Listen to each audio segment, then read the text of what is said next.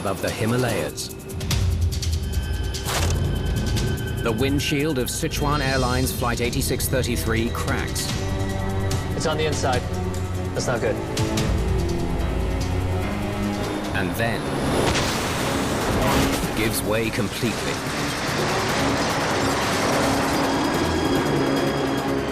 It's almost like having a bomb explode right beside you. The decompression forces the first officer halfway out of the plane. In freezing temperatures and rapidly running out of oxygen, the captain needs to find a way to get his plane to safety. Useful consciousness is probably about 40 seconds. The lives of everyone on board now rest in the hands of one man. I'm just so cold.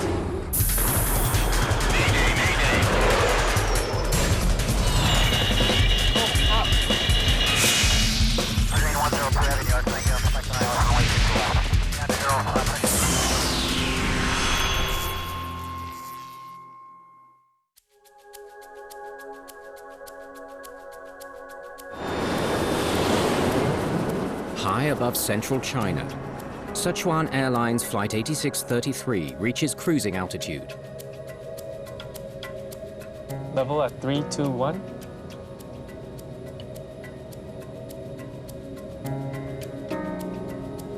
Roger.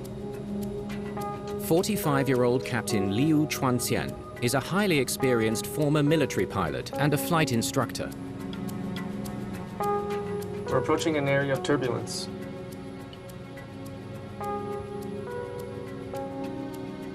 Shouldn't be too rough. First Officer Chu Reichun is 27 years old and has 5 years of flying experience, 4 of them with Sichuan Airlines. The crew is flying an Airbus A319. The A319 is part of the Airbus A320 series. It's a little bit shorter, a little bit lighter, but with still 2 very powerful engines. Very well suited for taking a heavy load out of a high-altitude airport where your weight and balance is extremely critical. There are 119 passengers on board. Many catch up on lost sleep after an early morning departure. Should be a smooth ride from here to Lhasa. The plane took off from Chongqing Airport. It's a 2-hour and 40-minute flight to Lhasa, tucked in the Himalayan mountains. They're flying into Lhasa, which is one of the most demanding airports in the world. It's not a dangerous airport if you follow the rules and you watch the weather carefully.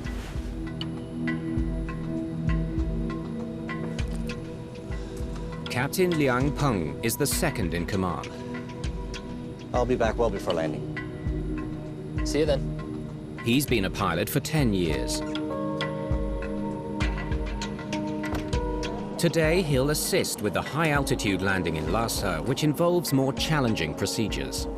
This particular flight had 3 pilots, a captain, a first officer, and a secondary captain, because the aircraft is landing at a higher elevation airport, and those require specific procedures.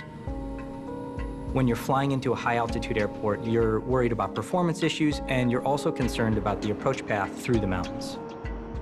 All 3 of the pilots involved here were very experienced with high altitude, captain especially.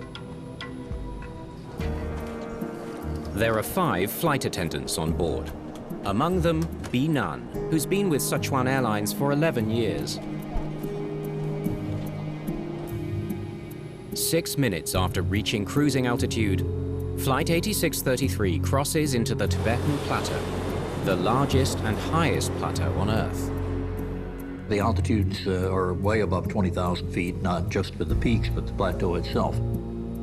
Change to control, Sichuan 8633, reporting crossing Micos Bravo 213.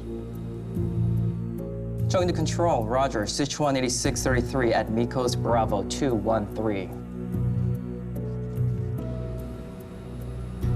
Not a cloud in the sky.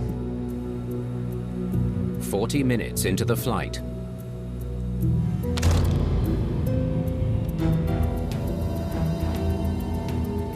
The windshield is cracked. You got the checklist? Just as First Officer Xu finds the checklist, the situation deteriorates.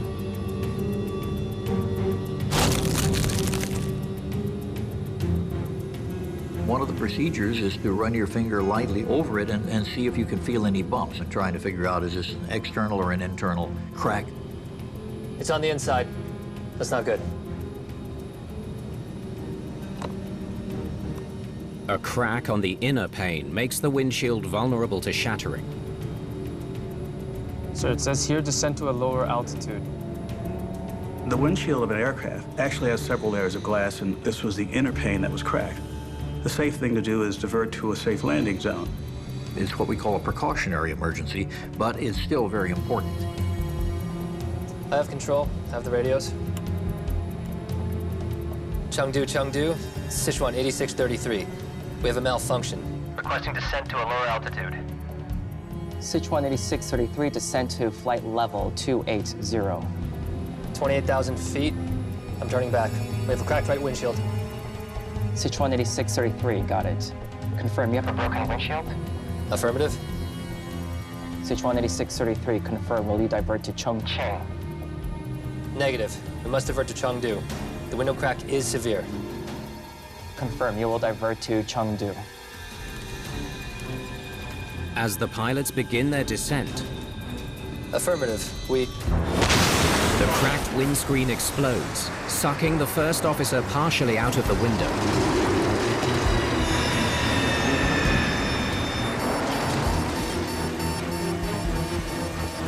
The sound and fury of losing a windshield is something that's almost like having a bomb explode right beside you without it doing you any physical damage. It is soul-shaking, to say the least.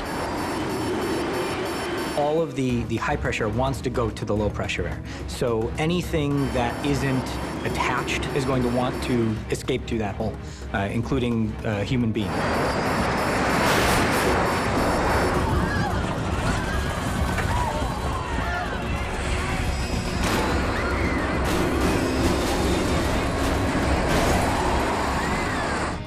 Sichuan 8633, roger. Descend and maintain flight level 280. As the aircraft dives towards the mountains, the first officer hangs on at 32,000 feet above the Earth. When the first officer was pulled forward, he impacted the side stick, and that pushed the aircraft down and to the right. This flight is over high terrain, so it has a much higher probability of impacting terrain more quickly. On the ground, the controller notices a sudden shift in altitude. Sichuan 8633. With no time to review all the warnings, the captain returns to basics. He begins to fly the plane manually. There were a number of different warnings happening at the exact same time. But the most important thing is to fly the airplane. Focus on maintaining a safe altitude. Captain Liu regains some control and levels the plane. But he's facing oxygen deprivation from the rapid decompression. In the case of an explosive decompression at cruise altitude, hypoxia will set in fairly quickly. As it's stowed in a compartment at the left and behind the pilot's seat, Captain Liu can't reach his mask with his right hand. His left hand must remain on the side stick.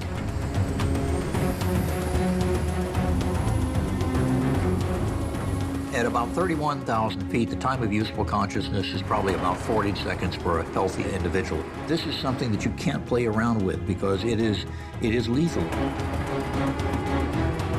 The captain can't get his first officer back in. He's on his own. The former fighter pilot knows if he can't make a rapid descent, there's no hope of saving his passengers and his helpless first officer.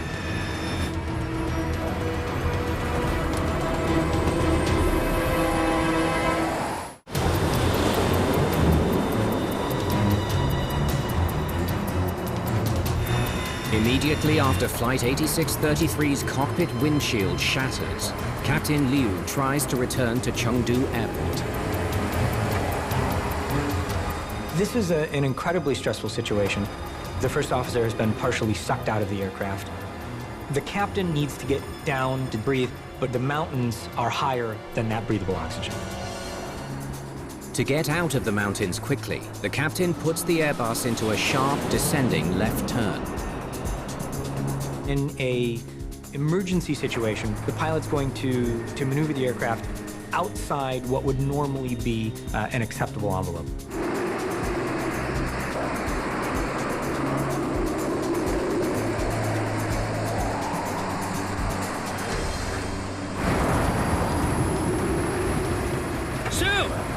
Can you get back on your own? I can't let go of the control stick! After the first officer is sucked out of the windscreen, he's trying to get back into the aircraft. 61 seconds after the windshield explodes, the pressure between the internal and external air equalizes. Once the pressure equalizes between the flight deck and the exterior of the aircraft, the first officer is able to bring himself back into the aircraft. Sue! You okay? Get your harness! With the pressure equalized, the airstream reverses, and an ice-cold wind comes rushing in. Your mask, too! High winds hamper the first officer's efforts. If you're flying at 30,000 feet, it could be 40 degrees below zero. So you have not only the extreme cold, you also have the extreme pressure of the wind coming in at you. With the first officer safely back inside, the captain accelerates his descent to the airport, 71 miles away. Can you reach the transponder? Liu wants to notify air traffic control of their emergency.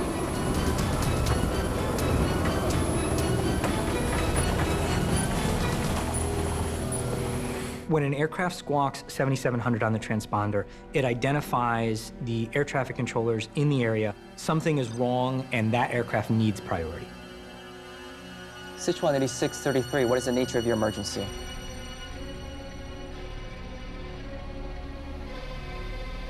Sichuan 8633. Tibet 9832, Chengdu. The controller contacts other pilots for help. Tibet 9832, go ahead. Could you call Sichuan 8633 on the frequency? They've got an emergency. Let's see if you can get through. All right. Sichuan 8633, this is Tibet 9832. Chengdu Control is calling you. In the cabin, Captain Liang retrieves his electronic flight bag. The electronic flight bag on the aircraft provided the crew with the escape routes they could fly to get to lower altitudes in the mountains.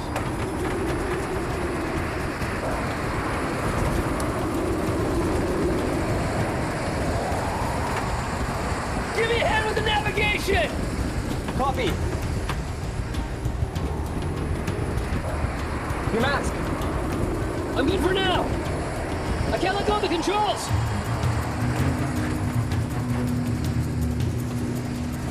Altitude is 23,700. As the plane nears the lowest altitude it can fly over mountainous terrain, the captain levels off. Speed! 297 knots. The cabin has oxygen maps. B9 is in charge.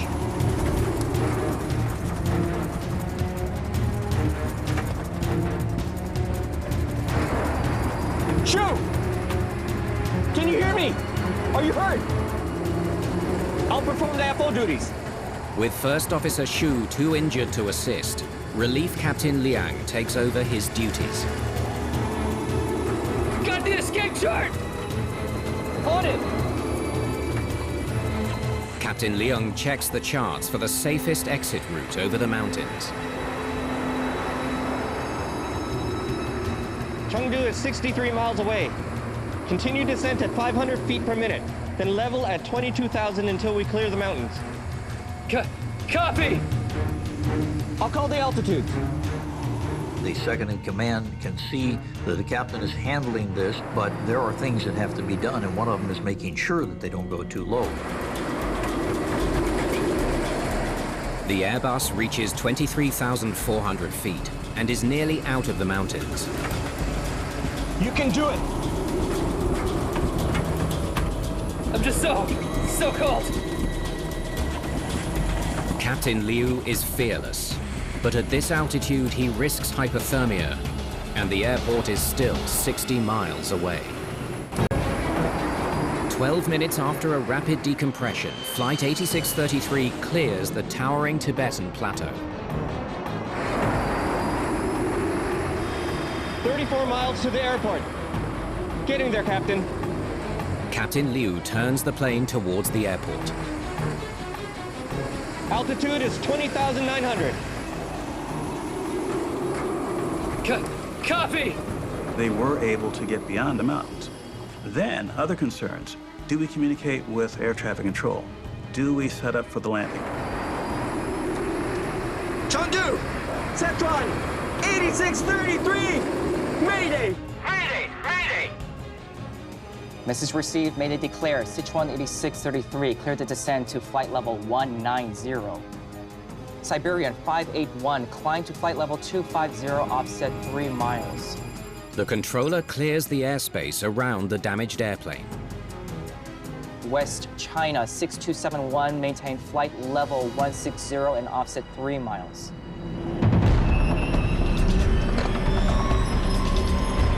In the cabin, B-Nun tries to contact the crew. The flight attendants are doing their best to ensure that the cabin is calm, everyone has their supplemental oxygen, but one of the complicating events here is they never get into communication with the flight deck to understand the full scope of the situation. Flight 8633 is now 28 miles from Chengdu. Approaching 19,000 feet! The captain can breathe a little better now. Roger! Roger! Hang in there, Shu! Sichuan 8633! Cabin depressurization! Flying direct to Chengdu, then descending to 10,500 feet! Flying direct to Chengdu, then descending to 10,500 feet. The crew's transmitting in the blind because they're trying to tell air traffic control their intentions, but they can't hear anything that air traffic control is saying because of all of the noise coming in from that missing window. Look over the warnings! As the flight makes its way towards the airport, the pilots assess the state of their aircraft. The captain knows the windscreen is gone, he knows that the control panel is gone, but he doesn't know exactly what else has been damaged on the aircraft. Auto brakes are gone. Anti-skids, spoilers, APU. They've all got warnings. With so many instruments potentially inoperative, the landing must be performed manually. This was a highly automated aircraft. When you have damage, like in this incident, that automation is taken offline. And they have to figure out how to land the airplane. Okay. You want to try the autopilot? Too risky! Re-engaging disabled instruments is a gamble Captain Liu isn't willing to take. He could lose what little control he has over the plane. That is great airmanship, to just take what he has and work with it, because in an emergency, you don't know exactly what you're going to get. Sichuan 8633, orbit to the right and descend 8,800 feet on QNH 1004 at present position. You're cleared to land on runway 02. Flight 8633 makes a 360-degree turn to lose altitude while preparing for landing. 11,200 feet. Copy! We're still above our maximum landing weight! We're heavy by half a ton. The pilots must factor in the extra weight of their unused fuel as they prepare to configure the plane for landing. An overweight landing in an Airbus A319 where you can't dump fuel means that you've got to be much more careful in terms of actually touching down. You may have more difficulty stopping the airplane. Flaps one! They don't know yet if deploying the flaps will slow the plane. Flaps one set.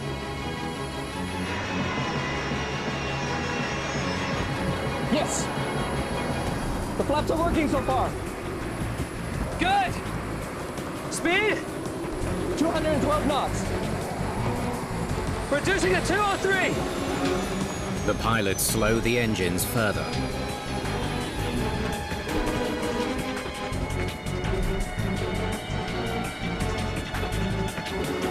Binan can sense that the plane is approaching the airport. Attention, everyone. Please remove your masks. She prepares the cabin for an emergency landing.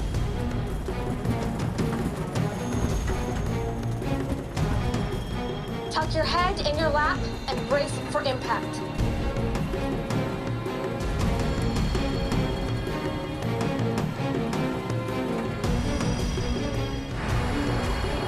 Landing gear! Roger, landing gear. So far, the plane is slowing. The pilots still don't know if the landing gear will engage.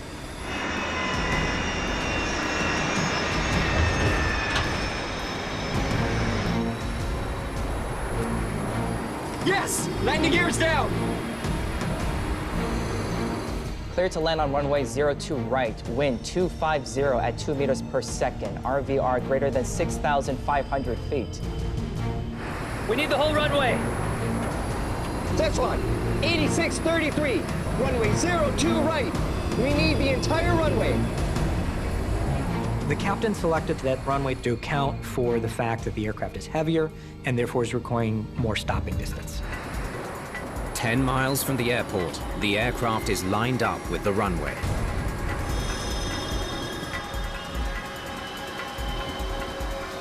$160 knots!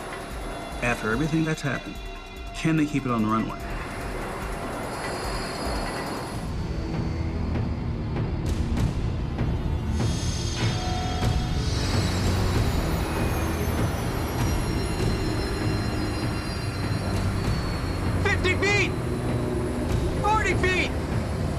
The 63-ton plane prepares to touch down.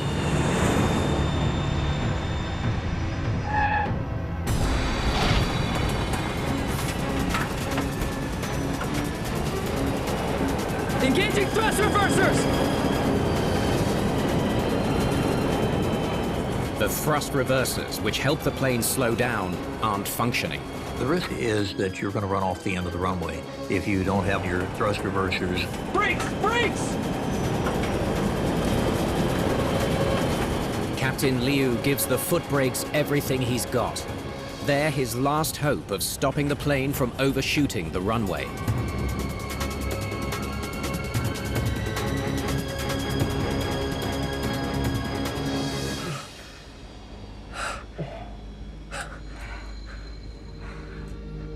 We made it.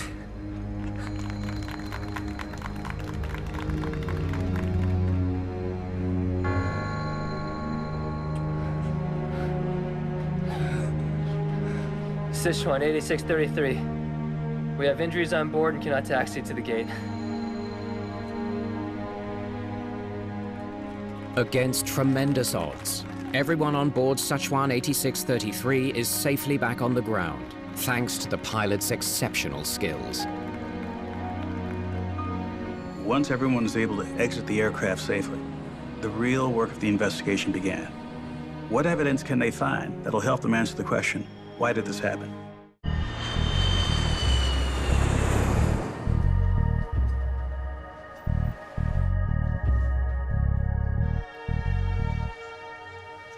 Investigators from the Civil Aviation Administration of China, or CAAC, look into Sichuan 8633's near catastrophe. Good to see you again. You as well. You want to look at the cockpit? That'd be good. A French investigator from the Bureau of Air Accident Investigation and Analysis, or BEA, also joins the team. Okay, I'll speak with Captain Leo while one of our team takes you to the plane. Great, thanks. The aircraft is made in France. The BEA, as the investigative agency for that country, would respond to an accident worldwide. Thank you for coming in. Oh, please, have a seat. Did something strike the windshield of Flight 8633, causing it to rupture? It was a clear day. We were cruising along at 32,100 feet. About 10 minutes in, we heard a loud noise and saw a big mesh crack. And then? A few seconds later, another loud noise, and the crack radiated further. I touched the glass, and I can tell it was on the inner pane, and it was bad. A cockpit windshield is made up of 3 layers of glass, 2 thick inner panes and 1 thin outer pane. The windshield is actually a structural part of the airplane. They're quite thick, they're very strong. Obviously, they're made to withstand, bird strikes and other objects like that. I called ATC to clear descent. You told them the windshield was cracked? Yes, but before we finished talking, the window exploded, a decompression happened, and we lost a bunch of instruments. Did you see anything hit the windshield? No, there was no mark, no smear, just a big mesh-like crack. Okay, thank you. If I have more questions, I'll reach out. Investigators rule out an external strike as the cause of the windshield's explosion. Thanks for your time. There's no evidence of lightning strike or birds or anything else, so there was nothing to show that that piece of the windshield was damaged prior to the event.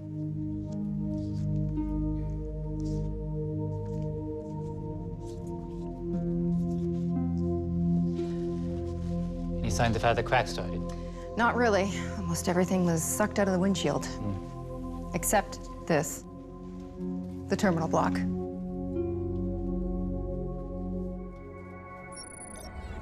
Located at the bottom of the windshield, the terminal block holds 6 electrical wires that control the temperature to prevent freezing or fogging. The team is dismantling it from the frame so we can take a closer look. Okay. The investigators focused on the terminal block because it was the only part of the windscreen assembly that they had left.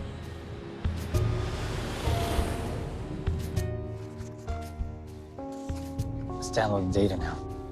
While investigators wait for the terminal block to be removed from the plane, they turn to one of the flight's communication systems for leads. A digital communication system called ACARS, or Aircraft Communication Addressing and Reporting System, sends electronic messages between the aircraft and ground stations during a flight. ACARS messages coming from the aircraft can lead the investigators to certain faults that occurred, as well as what the aircraft was doing. It's all here. Let's locate the first crack. Here it is, 7:07 a.m. See that? Anti-ice right windshield. Huh, interesting. Investigators discover that after the windshield first cracked, there was a warning message. The anti-ice message gives you an indication that there is something wrong with the heating element in the windscreen, but it doesn't exactly tell you why. The windshield cracking and the warning happened almost simultaneously. The investigators had to think there has to be a connection. Let's check recent flights. Has an anti-ice windshield warning appeared on other flights? Investigators search the fleet's history. Check this out. 2009, a warning popped up on a Sichuan Airlines flight after takeoff. In 2009, the warning also appeared as Jiangsu Airlines pilots detected smoke near the bottom of their windshield. In 2010, the warning lit up on a China-Hubei flight when pilots noticed a burning smell near the windscreen. Did they determine a cause? Overheating in all 3 cases. Investigators saw that in related incidents where this kind of warning came up, there were certain effects, burning smells, anything that indicated there was an overheating happening. What about the windshields? Did any of them crack or rupture? No, doesn't look like it. Sichuan 8633 never reported smoke. Nor the smell of burning. The investigators knew there was a problem with the right windshield heating system. So what was different about this incident?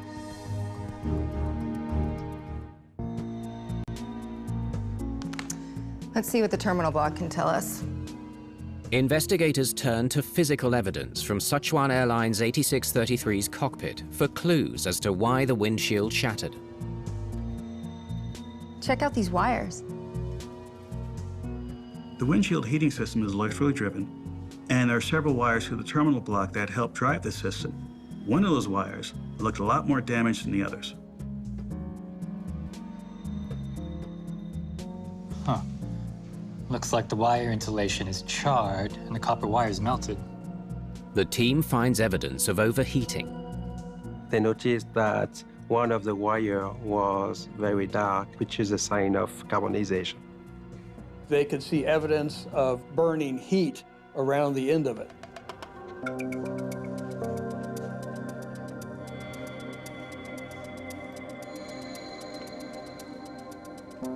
Look at the corrosion inside the terminal block. Investigators also find evidence of moisture buildup. Water must have seeped in past the window seals. They discover sign of moisture and humidity and even unusual color you should not see inside the terminal block. Moisture inside the terminal block corroded and damaged the copper wires. When a current ran through them, arcing occurred, which created extremely high temperatures. You're getting temperatures in excess of 400 degrees Celsius. It's extremely hot. The investigators had to answer, was this enough to make the windshield crack? Investigators dig into the history of the aircraft, looking for a connection between cracked windshields and overheating. Got one. An A340, December 1997. I found 4 more. 2001, 2004, 2007, and 2011. Here's another one, in 2009. They discover 6 incidents of double-pane cracks in cockpit windshields. Every single incident resulted from overheating. The heat built up inside the windshield and couldn't dissipate. Which is why the windows cracked. The team concludes that an overheated electrical wire inside the windshield cracked the inner pane of glass on the first officer's side. The aircraft windshield panes are very closely spaced together. And when one side is overheated, it spreads those panes apart. It causes stresses on those panes. But a windshield cracking is vastly different from completely separating from the aircraft. How did Sichuan 8633's windshield explode? We know the first pane cracked. The middle pane should have maintained loads and kept this intact, but it failed very quickly. That was a mystery.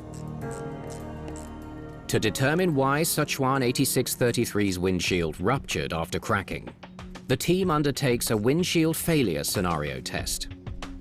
The mechanism of what happened in flight to that windshield is unknown because they didn't recover the windshield. What they could do and what they did do was to do a laboratory test to see if you can have a catastrophic failure. They install a cockpit windshield with a cracked inner pane onto a test bench, replicating the first crack. Okay, the window's ready.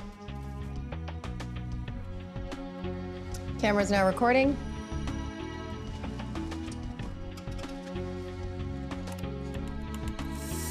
Now pressurizing. The investigators set the test chamber to the same differential pressure of Flight 8633. Let's get the shot pin ready.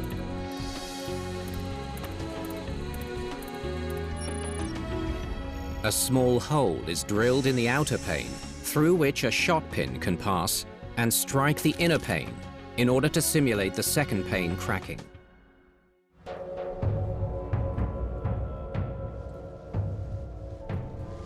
All set.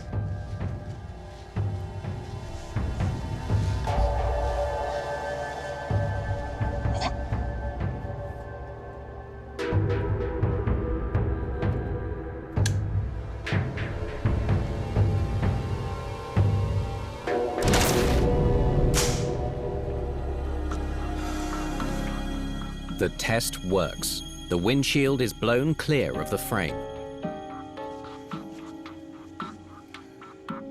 Well, there you have it. The pressure was just too much.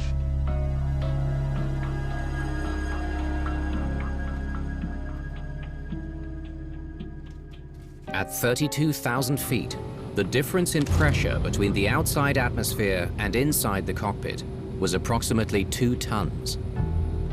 Investigators conclude that the cracked windshield could not withstand that pressure. What we saw from testing is once you break the inner pane and the middle pane, the outer pane cannot withstand the pressure. It's going to flex the window out and it's going to depart the aircraft.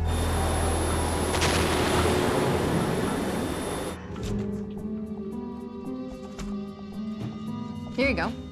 Thank you.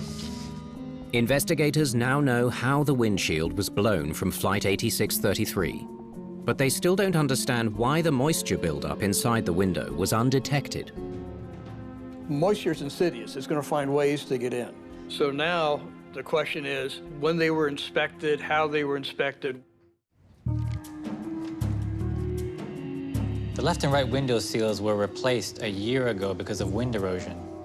Investigators examined the inspection history of Flight 8633's windshields. That's right. Flip the page.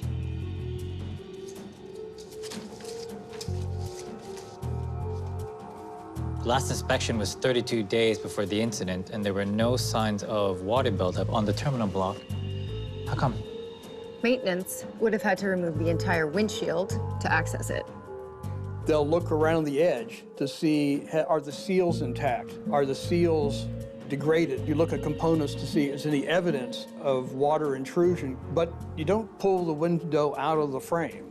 So without fully disassembling the aircraft, you can't ensure that you don't have water vapor built up. But that's not all they discover. There were no sensors to detect moisture. You have sensors for controlling the temperature of the window, but there's nothing in there to tell you that corrosion's present.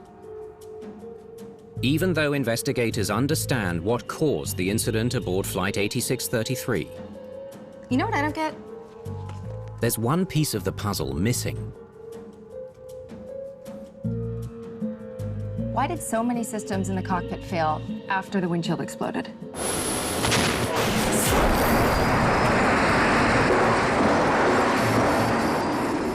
With the loss of the windscreen also came a whole list of things that went off. It was puzzling.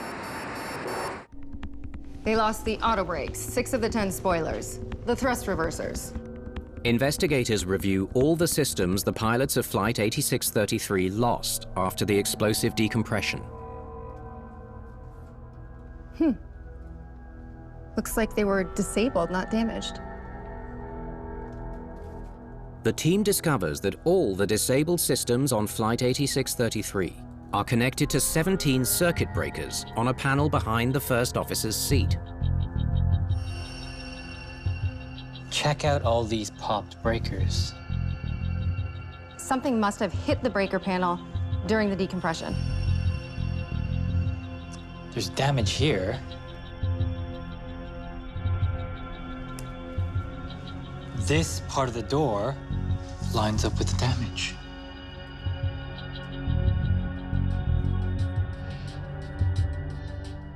The damage to the panel is at the same height as the dented cockpit door. When the windshield ruptured, the explosive decompression flung open the cockpit door, which smashed the circuit panel and popped multiple breakers. It's almost impossible to think that anybody would immediately recognize that that was a mechanical response to the door blowing open and hitting the side panel. Investigators finally have all the pieces of the puzzle. Moisture seeped into the window seals of the Airbus A319. You couldn't ask for a better view. Creating a humid environment where electrical wires overheated to the point of cracking the glass panes on the cockpit windshield. Sichuan-8633 confirmed. Will we divert to Chongqing? Negative. We must divert to Chengdu. The window crack is severe. The tremendous pressure differential compounded the existing thermal stress on the cracked panes, leading to the rupture and explosive decompression. With his first officer sucked out of the window, Captain Liu's quick thinking, flying skills, and tremendous courage in the face of oxygen deprivation allowed him to fly the plane out of danger. The captain didn't suffer from hypoxia. Investigators looked at the surrounding factors and kind of came to the conclusion that he was operating purely on adrenaline, basically, and was able to operate the aircraft safely down to Chengdu. You can do it! The crew endured glacial temperatures and battled the odds to safely land the damaged plane and save the lives of all 128 people on board. Any accident and incident investigation is also a learning opportunity. There were changes that were made by the manufacturer to tighten up the quality control, to make it less likely that you would have situations that might allow moisture to get past the seals. The crew's handling of the incident earned them accolades around the world. There have been accidents in the past where whatever happened at altitude was survivable, but the crew got so rattled and was so non-communicative they end up crashing the airplane on the other end. This crew did a really excellent job.